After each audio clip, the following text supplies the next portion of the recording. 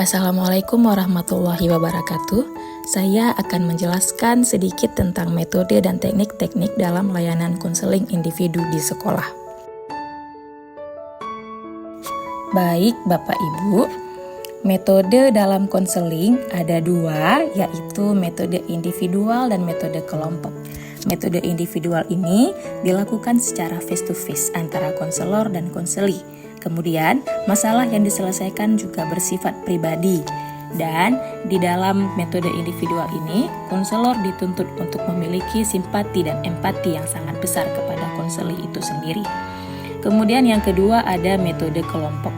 Pada metode ini, pemecahan masalah dilakukan melalui dinamika kelompok. Dan kegiatan-kegiatan yang dapat dilakukan dalam metode kelompok ini, yang pertama adalah homeroom, yang kedua karya wisata, yang ketiga diskusi kelompok, yang keempat organisasi siswa, yang kelima sosiodrama, yang keenam psikodrama, dan yang ketujuh pengajaran remedial.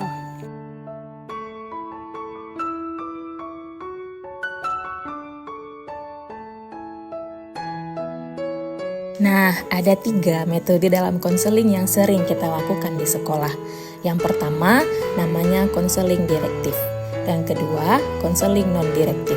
Yang ketiga, konseling eklektif. Yang pertama, konseling direktif. Dalam hal ini, konselor sangat aktif. Konselor memberikan saran, memberikan anjuran, dan nasihat secara langsung kepada konseli.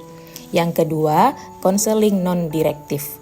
Dalam konseling non-direktif ini sama halnya dengan client center, di mana kegiatan berpusat kepada konseli dan konselor hanya mengarahkan. Prosesnya terjadi atas kehendak konseli itu sendiri. Akan tetapi, hal ini sangat sulit diterapkan kepada siswa-siswa yang introvert. Yang ketiga, ada konseling eklektif. Konseling eklektif ini merupakan penggabungan metode direktif dan non-direktif. Dalam keadaan tertentu, konselor hanya menasihati dan mengarahkan konseli sesuai masalahnya. Sedangkan dalam hal lainnya, konselor memberikan kebebasan kepada konseli untuk berbicara. Begitu ya, Bapak Ibu.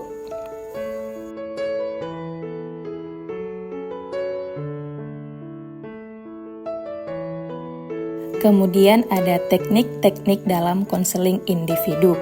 Seperti yang Anda lihat di sini ada banyak sekali ya Bapak Ibu. Ada 22 jenis teknik konseling individu.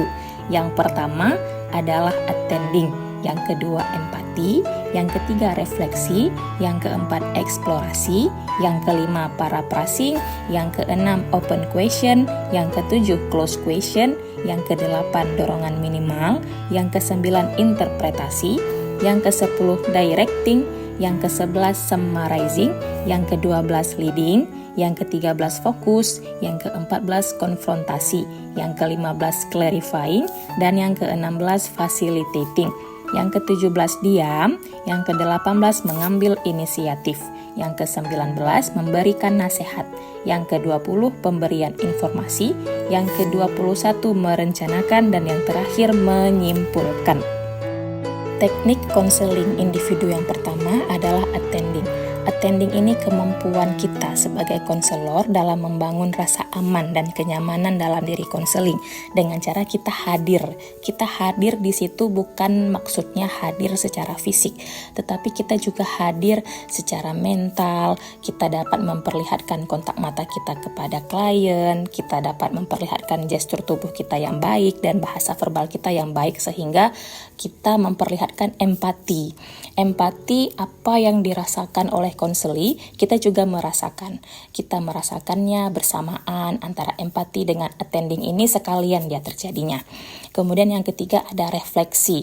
Refleksi di sini bagaimana cara kita memantulkan kembali perasaan klien, bagaimana cara kita memantulkan kembali pikirannya, dan refleksi ada 3, refleksi perasaan, refleksi pengalaman, dan refleksi pikiran. Nah, kemudian ada paraphrasing.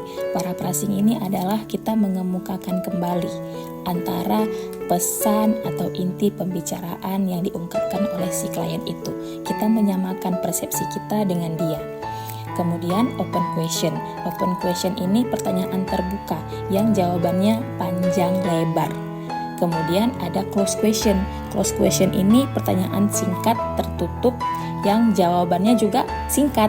Jawabannya kalau enggak ya, ya tidak, begitu.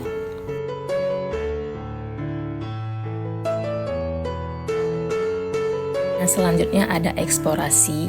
Eksplorasi ini adalah menggali perasaan, menggali pengalaman, dan menggali pikiran konseli.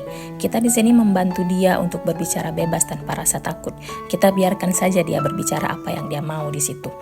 Kemudian dorongan minimal, adanya upaya yang dilakukan oleh konselor agar konseli selalu terlibat dalam pembicaraan, merupakan kalimat-kalimat singkat yang kita lakukan. Misalnya konseli udah kurang fokus nih, kita bilang, jadi tadi gimana? Gitu. Dan yang ke-9 ada interpretasi. Interpretasi ini adalah upaya yang dilakukan konselor untuk mengulas pemikiran, perilaku, dan pengalaman konseli dengan merujuk kepada teori-teori ataupun merujuk kepada norma-norma. Misalnya, apa yang dilakukan itu sejalan nggak dengan norma-norma yang berlaku? Ataupun misalnya dia mengatakan sesuatu dan kita membalikkannya kepada teori-teori. Misalnya, anak dan ibu merupakan satu hubungan yang tidak akan pernah putus, begitu.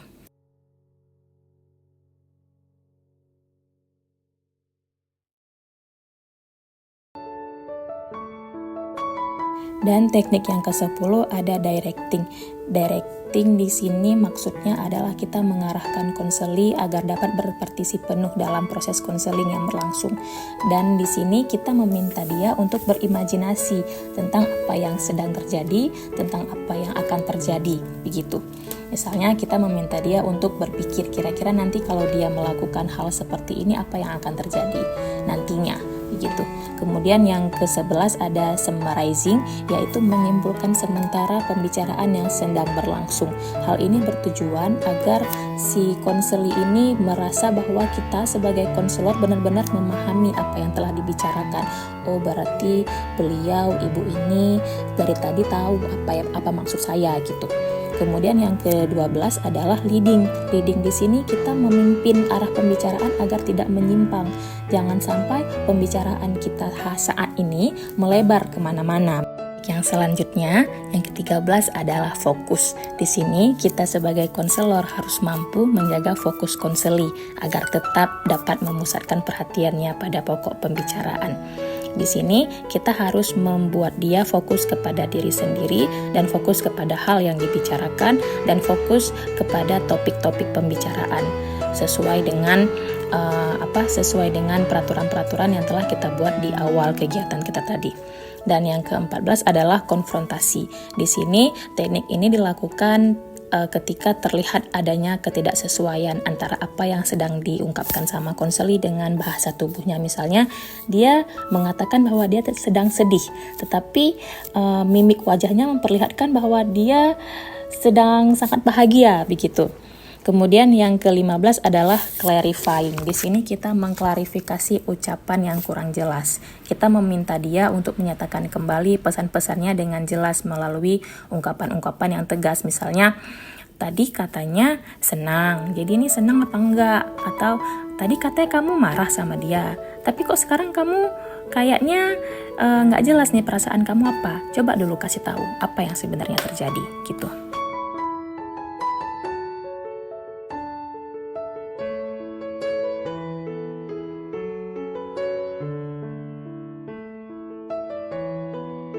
Selanjutnya adalah teknik facilitating. Di dalam teknik ini, kita sebagai seorang konselor harus mampu memudahkan konseli agar dia dapat terbuka dengan kita. Kita harus mampu membuat konseli merasa nyaman. Kita harus mampu memfasilitasinya, baik itu dengan ruangan, baik itu dengan pribadi kita sendiri, dan lain sebagainya. Kemudian ada teknik diam. Diam di sini merupakan komunikasi nonverbal, dan diam kita sebagai konselor dapat membantu konseli dalam berpikir atas apa yang telah dia ucapkan, atas apa tindakannya, sehingga dia dapat berpikir lebih dalam lagi apa yang akan dia lakukan nantinya. Kemudian yang nomor 18 adalah mengambil inisiatif.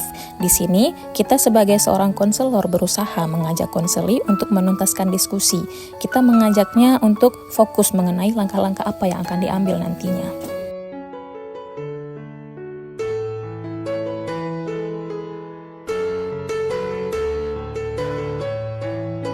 Kemudian ada teknik juga namanya memberikan nasihat. Nasihat ini kita tidak selalu memberikannya. Kita memberikan nasihat apabila konseli memintanya dan apabila kita menganggap bahwa nasihat itu memang perlu diberikan. Dan yang ke-20 adalah pemberian informasi.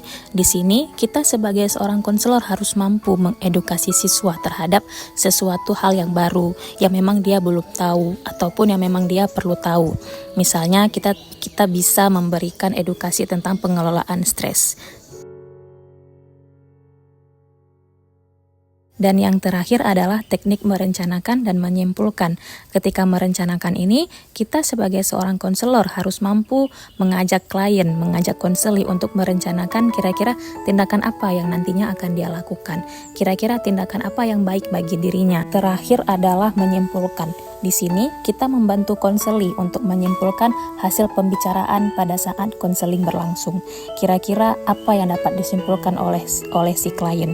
Kira-kira setelah kegiatan ini tindakan apa yang akan dia ambil. Apakah setelah kegiatan ini masih ada layanan konseling lanjutan atau sudahi sampai di sini saja begitu.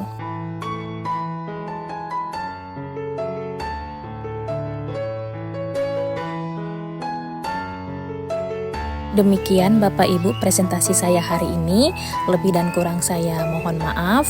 Dan apabila ada pertanyaan-pertanyaan lebih lanjut, mari kita diskusi bersama. Sekian, wabillahi taufik wal hidayah. Wassalamualaikum warahmatullahi wabarakatuh.